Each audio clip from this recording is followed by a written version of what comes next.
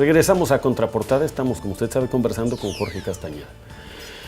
Jorge, hay un diagnóstico amplio en tu libro y antes de ir al corte hablamos de que no se avisora a lo mejor una salida tal cual, una solución, no es fácil, es un problema muy complejo. Pero tu experiencia por el servicio público, por la política mexicana, ¿qué tanta esperanza te da de que podamos encontrar la ruta del crecimiento, de la igualdad, de la distribución del ingreso? Hablas tú en este libro, cosa que es cierta, que bueno, sí ya hemos avanzado. La mitad de los mexicanos tiene estándares de clase media. Es un logro inmenso. Es un dato inmenso. Importantísimo que ha cambiado al país. También creo que sería muy injusto pensar que no hemos avanzado nada y que el país es el mismo de hace 80 años. Es totalmente falso. Es totalmente falso aquello. Pero ¿qué tanta posibilidad ves de que obviamente también vamos a un ritmo de crecimiento muy bajo? Muy bajo. Mira, de algún modo este libro, Mañana o Pasado, del Misterio de los Mexicanos, se puede leer como complemento de, o los otros como complementos de de los dos libros que pude escribir, los dos libros muy pequeños con Héctor Aguilar Camín, Un futuro para México y Regreso al futuro. En esos dos libritos, Héctor y yo tratamos de formular planteamientos muy concretos, muy específicos, son 24 propuestas muy detalladas, qué pensamos que se debe hacer en materia económica, en materia social, en materia internacional, en materia educativa, en materia de seguridad, en materia de combate al narcotráfico, etcétera, para que el país crezca y se convierta en una generación, en 15 a 20 años, en un país ya mayoritariamente 70, 80% de clase media, en un país próspero, democrático, muchísimo más igualitario que el que tenemos. Además de estos libros con Aguilar Camín, escribiste un pequeño ensayo con Manuel Rodríguez que publicó el Fondo de Cultura Económica, sobre todo con preocupaciones tuyas en torno a la concentración, a los monopolios y a la economía de México. Bueno, ese libro, México, ¿por qué no?, es a su vez el antecedente de los dos libros con Aguilar Camín, que son el antecedente de este. En ese libro, con Manuel Rodríguez, insistimos mucho justamente en el tema de los monopolios. Monopolios económicos, financieros, comerciales, sindicales, políticos, intelectuales, de todo tipo. Este es un país con una enorme concentración de riqueza, de poder, de todo. No de ahora, desde hace 300, 400 años. En México, Mañana o Pasado, doy datos que recopiló Sebastián Edwards, un economista chileno, sobre la concentración, por ejemplo, de la tierra, el acceso a la tierra, el acceso al crédito en la Nueva España en la víspera de la independencia, comparado con los demás países de América Latina, que no se llamaba así entonces, pero no importa, era lo mismo. O sea, esto es un rasgo muy mexicano, es nuestro. Bueno, eso nos ha costado muchísimo. Jorge, la relación con Estados Unidos. Tú es un tema que naturalmente has sido muy claro en tu posición al respecto.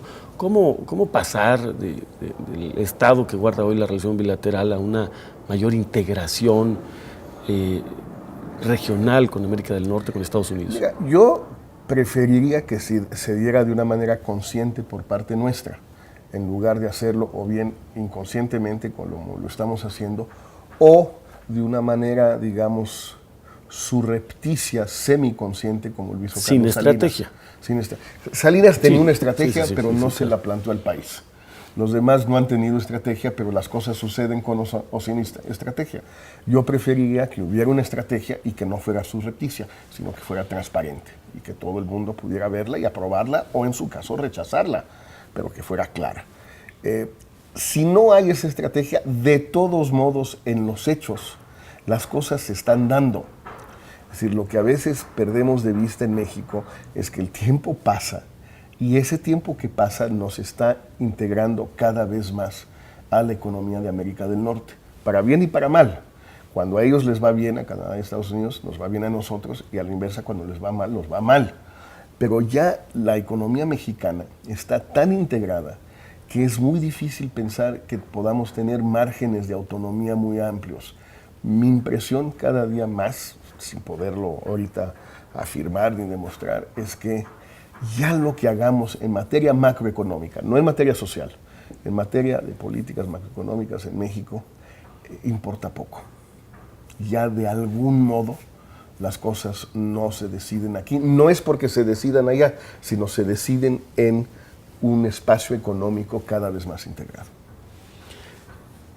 ¿Cuál es tu balance de la política exterior en los últimos 6 años? ¿No ha estado muy concentrada la agenda bilateral, por ejemplo, en los temas de seguridad?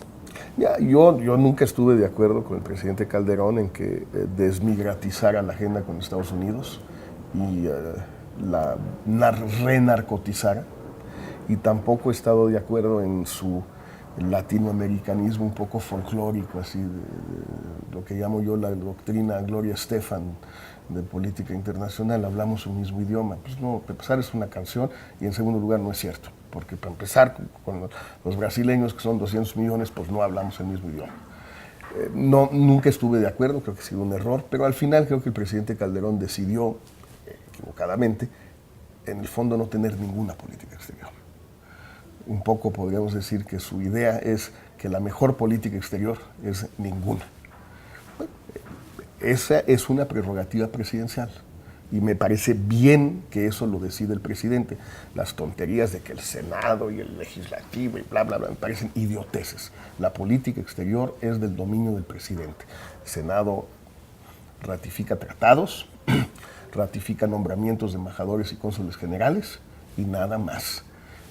Y vigila hasta cierto punto que la política exterior sea, compatible con los tratados y la Constitución. Pero lo que dice la Constitución es tan abstracto en materia de política exterior que todo cabe ahí, un camión.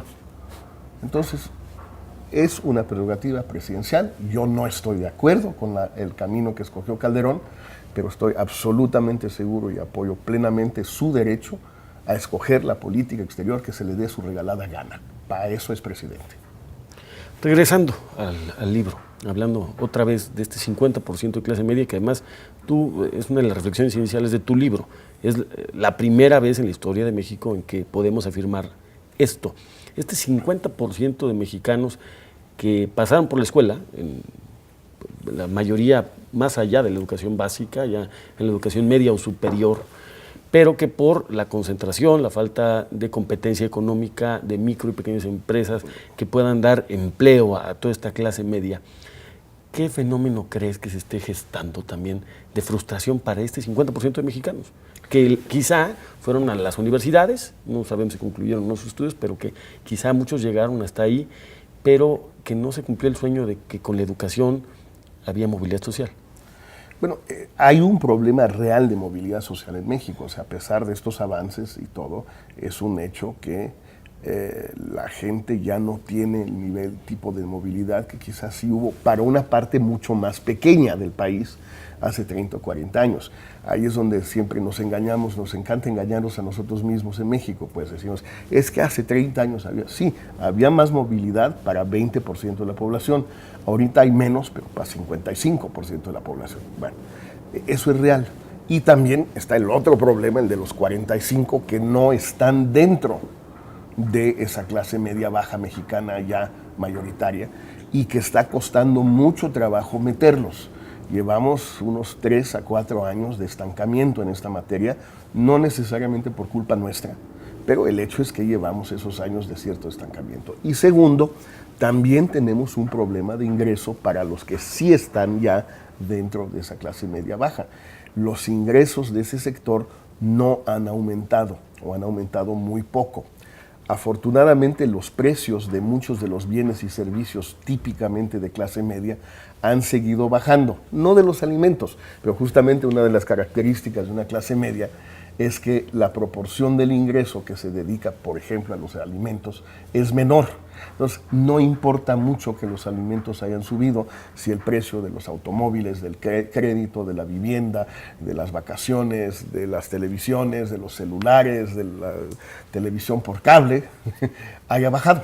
Y ahí vemos cambios absolutamente espectaculares. El del celular es el más obvio, pero lo que está pasando con la televisión de paga en México también es un cambio espectacular. Un país subcableado, hasta hace muy poco tiempo, sigue siendo subcableado, está viendo tasas de crecimiento de cierto tipo de televisoras de paga estratosféricas. Bueno, eso es porque ha bajado el precio, no es porque ha aumentado el ingreso.